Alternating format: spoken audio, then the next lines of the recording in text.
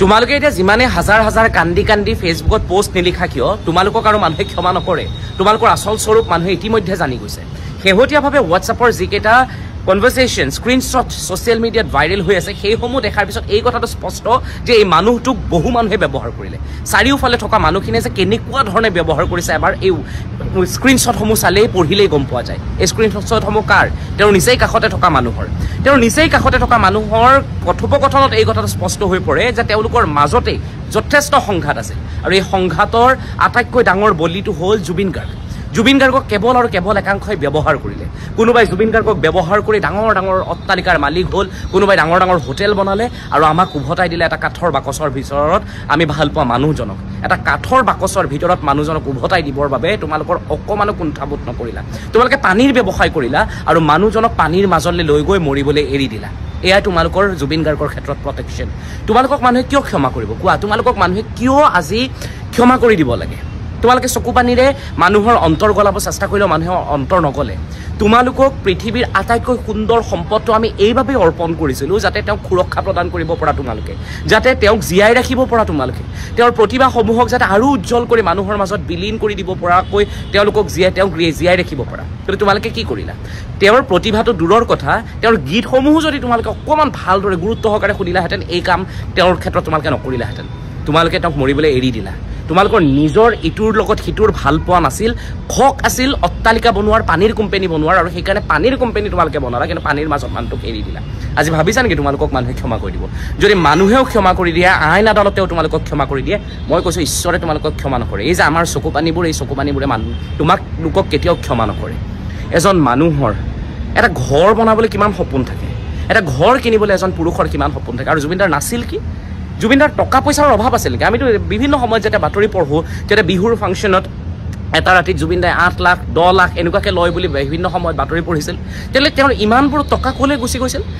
দৰিদ্ৰজনক তেওঁ যথেষ্ট সহায় কৰিছিল তাৰপিছত এটা ঘৰ কিনিবৰ বাবে এখন গাড়ী কিনিবৰ বাবে তেওঁ হেনো কান্দিবলগীয়া হৈছিল তোমালোকৰ কথাতেতো সেই কথাটো স্পষ্ট হৈ পৰিছে তেতিয়াহ'লে সেই টকাবোৰ তেওঁ যিবোৰ টকা উপাৰ্জন কৰিছিল সকলোকে দিয়াৰ পিছতো তেওঁৰ হাতত টকা নাছিল নে যাৰ বাবে তেওঁ এটা ঘৰ বনাব পৰা নাছিল বা ঘৰ এটা কিনিব পৰা নাছিল 3 কোটি 5 কোটি টকা তেওঁ ঘৰ এটা পোৱাৰ পিছতো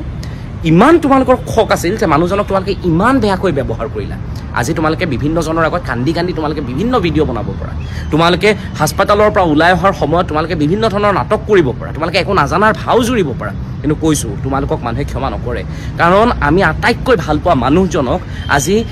এটা কাঠৰ বাকচৰ ভিতৰত তোমালোকে আমাক উভতাই দিছা আৰু তোমালোকে ডাঙৰ ডাঙৰ অট্টালিকাত থাকিম বুলি ভাবিছা নেকি তোমালোককো সেই অট্টালিকাত ঈশ্বৰে অন্তত থাকিব নিদিয়ে তোমালোকে সেই ডাঙৰ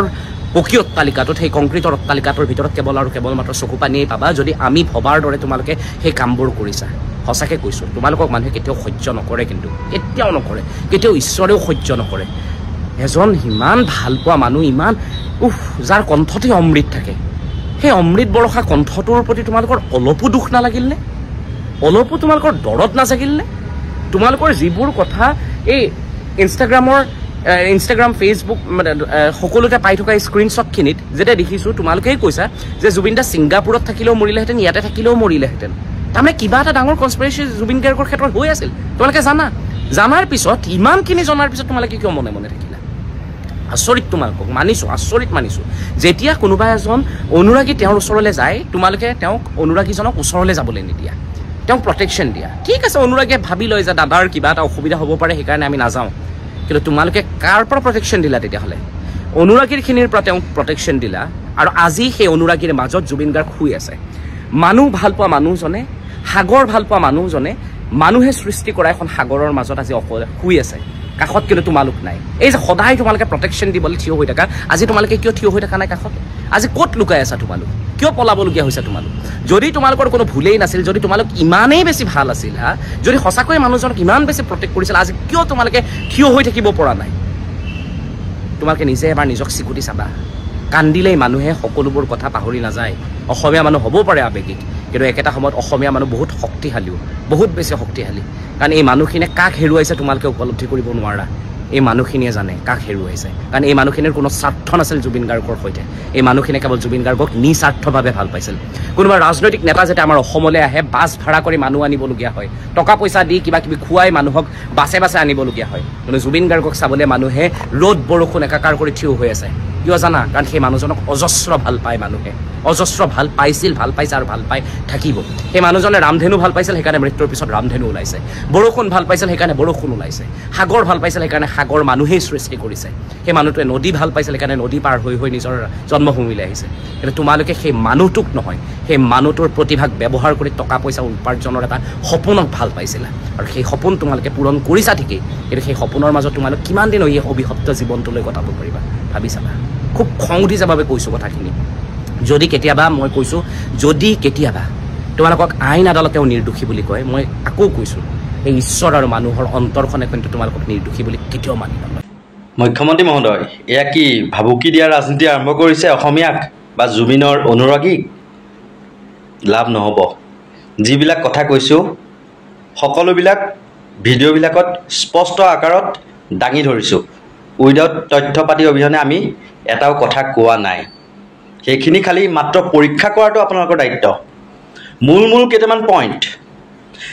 1 নম্বৰ যিগৰাকী জুবিন গাৰ্গ সঘনাই চিজাৰ এটেকত আক্ৰান্ত হৈছিল আপুনি দেখোন এয়াৰ এম্বুলেন্সৰ ব্যৱস্থা কৰি দিছিল ডিব্ৰুগড়ত যেতিয়া চিজাৰ এটেকত আক্ৰান্ত হৈ পেলাই বাথৰুমত পৰিছিল কোনো এখন ৰিজৰ্টত মূৰত যে আঘাত পাইছিল তেতিয়া আপুনি জৰুৰীকালীনভাৱে এয়াৰ এম্বুলেন্সেৰে আনিছিল কলৈ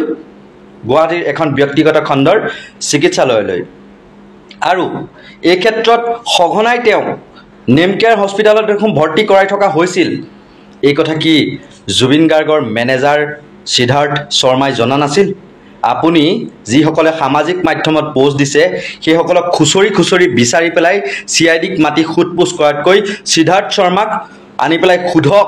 এই কথাটো যে তুমি নাজানিছিলা নেকি যে সঘনাই চিজাৰ এটেক অহা এগৰাকী ব্যক্তিৰ পানী আৰু জুইৰ পৰা আঁতৰত ৰাখিব লাগে কিহৰ কাৰণে উদ্বুদ্ধ কৰা হৈছিল যিটো ভিডিঅ' আমাৰ হাতত লাভ কৰিছোঁ সেই ভিডিঅ' অনুসৰিটো জুবিন গাৰ্গক বাৰেপতি ইনচিষ্ট কৰি থকা হৈছিল পানীত নামিবলৈ কোৱা হৈছিল লাগে লাইফ জেকেটটো পিন্ধি লোৱা জুবিন গাৰ্গে নিবিনো এই তেনেকুৱা ধৰণৰ কৈছে তাত নিবিদাকে ঠেলি দিওঁ নেকি সেই তেনেকুৱা ধৰণৰ পৰ্যায় পাইছিল মই আকৌ এবাৰ ভিডিঅ'টো কিমান আৰু দেখুৱাম তথাপিও দেখুৱাই লৈছোঁ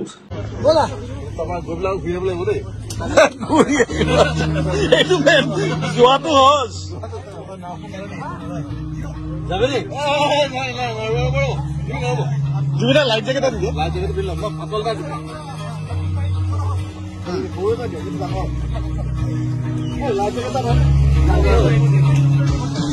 মজা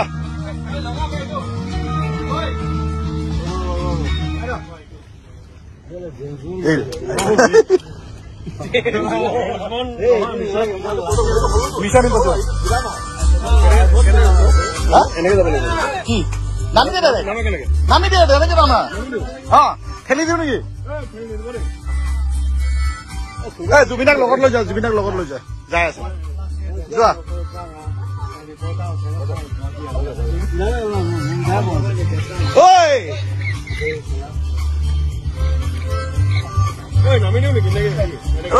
জুবিনাৰ লগত একেলগে যোৱা জুবিনা কি কৈ আছে লগত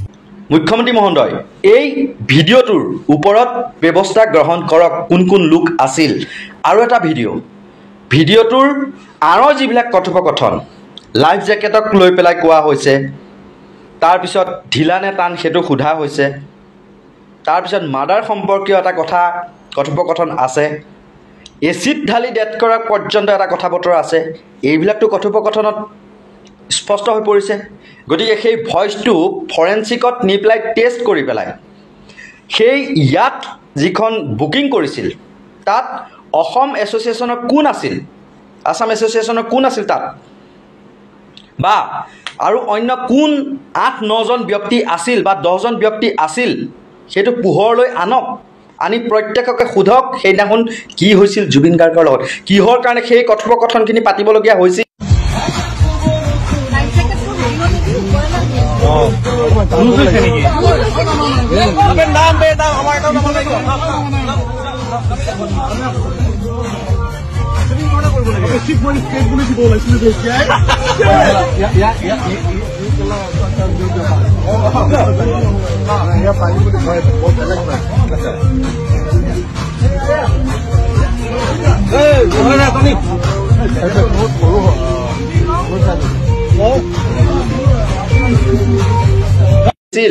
কিহৰ কাৰণে এচিড ঢলা প্ৰসংগ আহিছিল সেই কথাখিনি সোধক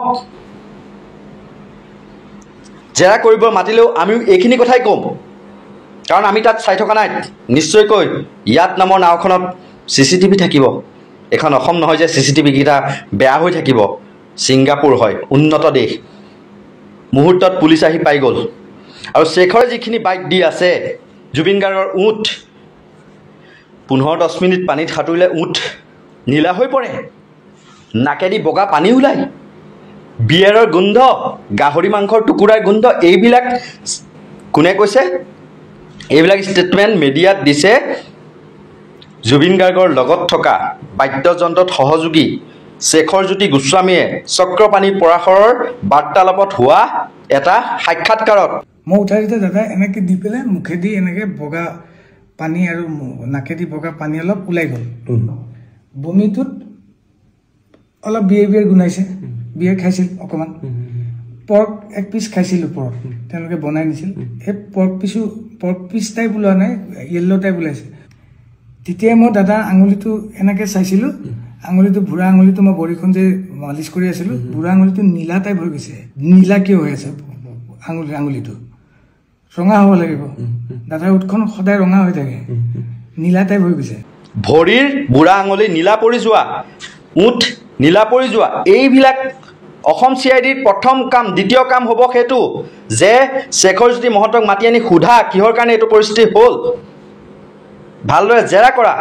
কিহৰ কাৰণে বগা পানী নাকেৰে ওলাব পালে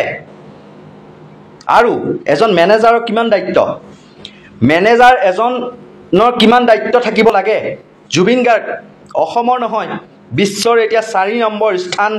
প্ৰাপক গিনিছ বুক অফ ৰেকৰ্ডত মানুহ যে মৃত্যুৰ পিছত ইমানখিনি ভিৰ হোৱাৰ আজি 4 নম্বৰ স্থান দখল কৰিবলৈ সক্ষম হৈছে সেই জুবিন গাৰ্গক লৈ পেলাই আজি ৰাষ্ট্ৰৰ বিভিন্ন জ্যেষ্ঠ সাংবাদিকে আজি ভিডিঅ' বনাইছে আগতে তেওঁলোকে নাম শুনা নাছিল যদিও মৃত্যুৰ পিছত যে ইমান মানুহে তেওঁক যে মানে হিয়া মথু গৰাকীক যে এনেদৰে আকোৱালি ল'ব তাক লৈ আচৰিত হৈ পেলাই আজি ৰবিশ কুমাৰ আৰু অবিচাৰ শৰ্মাই তেওঁলোকৰ জুবিন গাৰ্গৰ হৈ ভিডিঅ' বনাইছে আৰু এতিয়া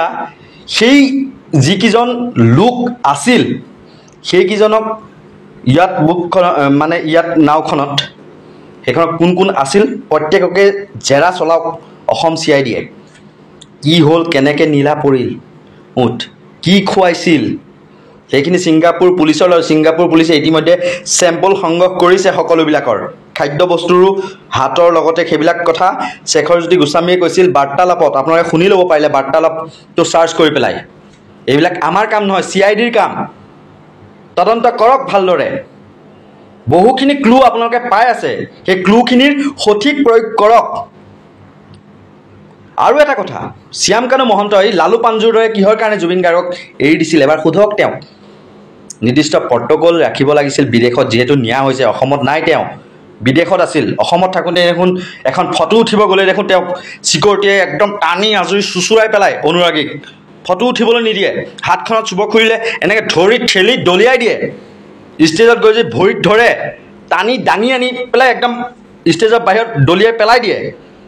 তেনেকুৱা ধৰণৰ দেখোন কিন্তু ছিংগাপুৰত নিছে বিদেশত কি চিকিউৰিটি দিলে আপুনি কৈছে বোলে আপুনি গমেই নাপায় তাত যোৱা বুলি পিছতে এই এক্সিডেণ্ট হোৱাৰ পিছতে ফোন কৰোঁতেহে গম পাইছে আপুনি হোৱাট দ্য হেল গতিকে এইবিলাক কথাৰ অকণমান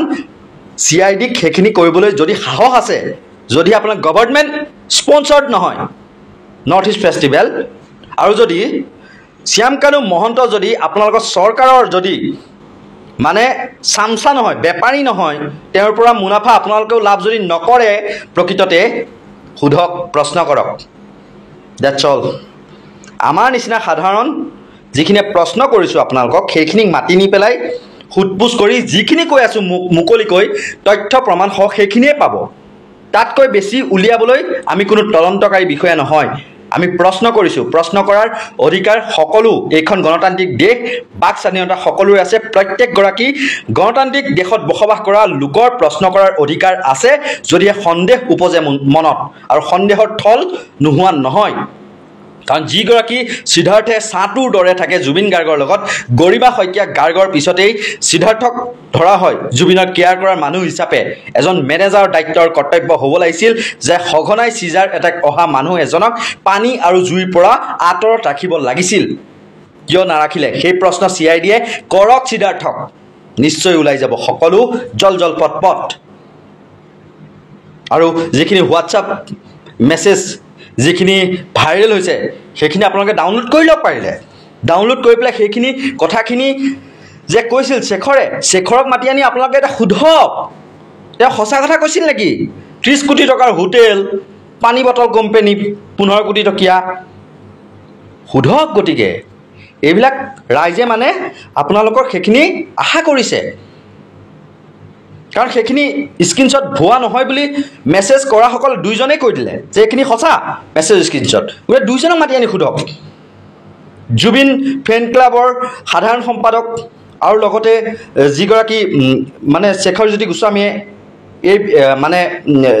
কথাখিনি পাতিছিল কথা কিন্তু বৰ ৰহস্যজনক জুবিন গাৰ্গৰ একাউণ্টত মাত্ৰ 10,000 টকা আছিল বাকীখিনি ফিল্ম কৰাৰ নামত উৰুৱাই দিল বুলি কৈ দিব জুবিন দা বেমাৰী আছিল নে নাই তই কহ যেতিয়া বিশালত পাইছিলি লগ তেতিয়া বেমাৰী আছিল নে নাই কহ দেখাত অলপ বেমাৰী লাগিছিল সেইটোৱেই মই বাৰে প্ৰতি মানা কৰি আছিলোঁ বুলি কৈছিল গতিকে শেখৰকো মাতক বা যিগৰাকী জুবিন ফেন ক্লাবৰ সাধাৰণ সম্পাদক আছে যাৰ লগত কথা বতৰা পাতিছিল আকাশ নে কি নাজানো নামটো তেওঁৰ লগত আনি পেলাই কথা বতৰা পাতি পেলাই জেৰা কৰক কৰি পেলাই সঠিক তদন্ত আপোনালোকে কৰিবলৈ আৰম্ভ কৰক দেখিব জুলুঙাৰ মেকুৰী কৰবাতহে সকলো জলজট পলপট হৈ যাব লাহে লাহে বহুকেইটা ভিডিঅ' সামাজিক মাধ্যমত ভাইৰেল হৈ পৰিছে তাত কি হৈছিল ছিংগাপুৰত আচলতে কি হৈছিল লাহে লাহে সকলোবোৰ তথ্য ওলাই আছে ভিডিঅ'ৰ লগতে বহুতো ফটো বহুতো স্ক্ৰীনশ্বট আপোনালোকে সকলো দেখিছে আমাৰ মৰমৰ সকলোতকৈ মৰমৰ মানুহজনক কাঢ়ি লৈ গ'ল তেওঁলোকে নিজৰ আপোন বন্ধুৱে একেলগতে থাকি একেলগতে সহপাঠীখিনিয়ে তেওঁক সকলো শেষ কৰি দিলে আজি একেলগতে ইমান ফূৰ্তিত আছিল তেওঁ উভতি অহাৰ দিশে ঘৰৰ ফালে আহি গ'লেহেঁতেন কিন্তু তাতে শেষ হৈ গ'ল নিথৰতে আহিলে আমাৰ অসমলৈ কেতিয়াও নভবা কথা হৈ গ'ল মুঠতে দুখীয়া উচিত শাস্তি পাব লাগে আৰু আমাৰ ৰাইজে জুবিন দায়ে ন্যায় পাব লাগে কেতিয়াও নভবা ৰাইজে নভবা লাখ লাখ মানুহে নভবা কাণ্ড কৰিলে ইহঁত লোকে নিজৰ গাৰ নোমেও হতটো যে সেইটো হয় চাওকচোন কেনেদৰে পানীখিনিয়ে শেষ কৰি পেলালে জুবিন দাৰ আচলতে নিজৰ বন্ধুৱে মাতি থকাৰ দৰে হ'ল মানে কেঁচুৱা এটাক যেনেদৰে পানীত নামি হাত বাউলি মাতি আছে আহ পানীলে নাম তেনেদৰে মাতি শেষ কৰি পেলালে